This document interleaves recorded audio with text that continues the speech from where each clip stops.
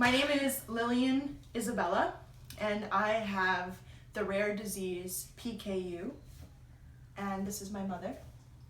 Hi, I'm JJ Brown, Jennifer Brown, and we wanted to talk today about PKU, phenylketonuria, for Rare Disease Day.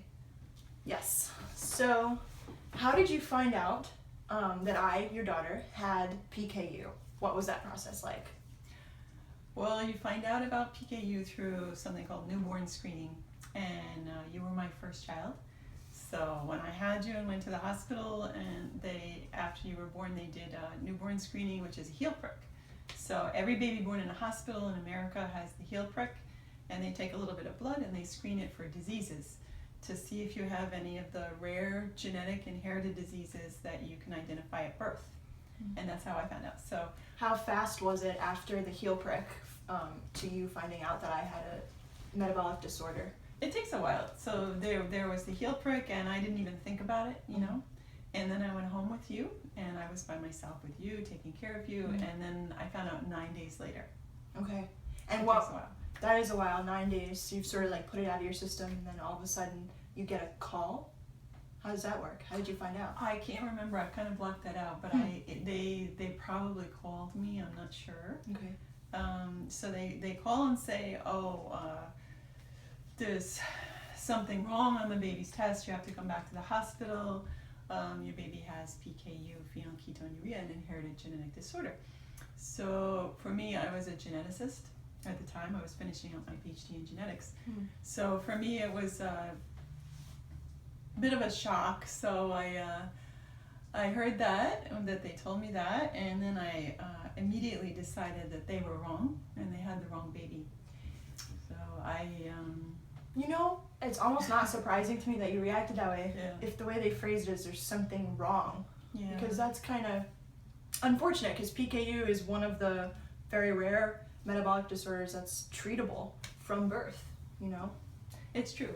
Having an inherited genetic disease or condition or metabolic disorder, or whatever you want to call it, you know, for a lot of people it's just a big unknown probably when you hear it, but because I had studied genetics, I knew that PKU was associated with mental retardation, inability to have children, and early death. So when I heard it, that's what I thought. And I thought, you know, there's just the irony of it that me as a geneticist, I would have one child kind of later in life for me. Most of my peers had already had their kids. You were 29. I was 29, yeah. But it was a while ago, you know. So anyway, that was an older mommy at the time. Yeah. So I just, I entered a kind of denial, and I thought, that's not my baby, that's someone else's baby. And I was just really annoyed that they called me. It's like, you know, go call the right friggin' person, that's not me. So then I told my friends, so my PhD advisor, Sundar, and my best friend, Lori, who was in an MD PhD program, and they were very concerned and upset, and they wanted me to go back to the hospital with you right away and get the test, which is what the hospital had called to tell me to do. Yeah.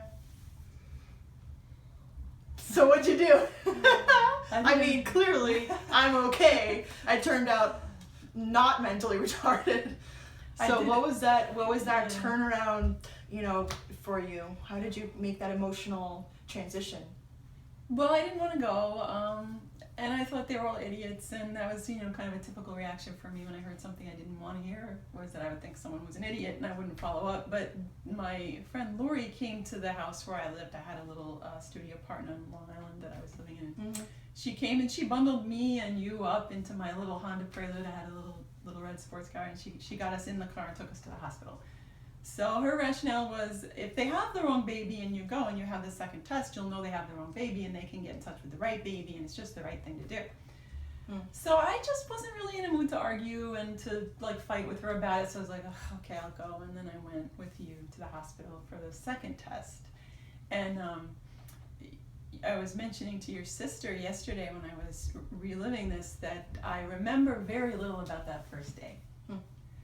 That I found out. But I do remember the parking lot and getting out of the parking lot, because getting out of the parking lot with you, I had a sense of dread that I've never really had before since in my life. And I felt so afraid and so overwhelmed with the terror. You know, I was just really, really bad shape. So we went in and we had to wait in a waiting room. And in the waiting room, there were lots of beautiful little children. And I thought, wow, is everybody with PKU really gorgeous? Because these were such pretty kids. and then one of them was screaming, and she was about 3, and she was screaming that she didn't want a blood test. And then her mom started screaming at the doctor, saying, she has to have her blood test because I don't want her to be all retarded. And it was just so difficult to see, you know, because their mothers waiting there was all moms with their kids, were all concerned. And then the mother was screaming and the baby was screaming, and then you started to cry.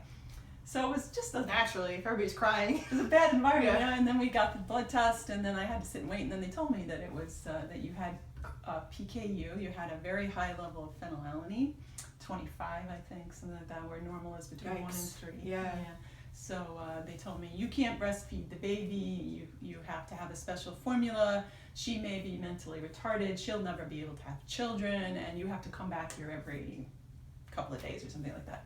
So it was like a pretty devastating, kind of a not very well communicated event, which I think it, you know, maybe has changed over the years. Well, it must have, otherwise it would be irresponsible, because you're most likely not to be mentally retarded now, and you can have kids when you have PKU.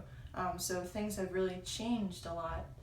And that's actually something that I was recently thinking about, is that a lot of people have reached out to me, or I've just seen people posting online about having PKU, and in a very positive way, like researching new recipes to do, and how do we really own this? How do we really own the fact that we have this rare disease and enjoy life, enjoy eating, enjoy everything as much as someone who doesn't have PKU is able to. And I think that as more and more and more of us come of age who have PKU, I hope that just naturally the tide will start to turn, and more people will find out about PKU because more people are talking about PKU, and then hopefully health insurance will become a much easier animal to, you know, wrestle with.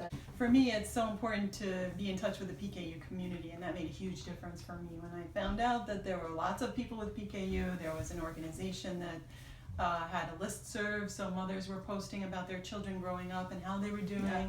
And there were certain people who were growing up and doing very well, and then I started to read the research papers about children who were on diet doing very well with their IQ, so they were smart, they weren't mentally retarded at all, they were whatever they would have been in that family. So, you know, so I think finding out information from other people in the community and looking up information from scientists and just online from reputable sources about rare diseases was so important, because I went from thinking that I had entered some kind of fearful moment from my whole family heritage. My sister had no children, you were my first child, and I was single, so I thought, this is it for my family, you know, and I can't go any further because she can't have children and she'll be sick. It was just, woof, you know, it was really tough. And then when I learned more about it, and well, then she can have a special diet that will make her healthy, and she can have children if she so chooses later. All that stuff that I learned later made me think, oh, so this is just a way of life. It's not a bad thing, it's just a thing. And so it's rare, you have to deal with it, but it's you deal with it by learning the best possible outcomes and how to get there. And then you work on those to get to the best possible outcomes, like all living things have to.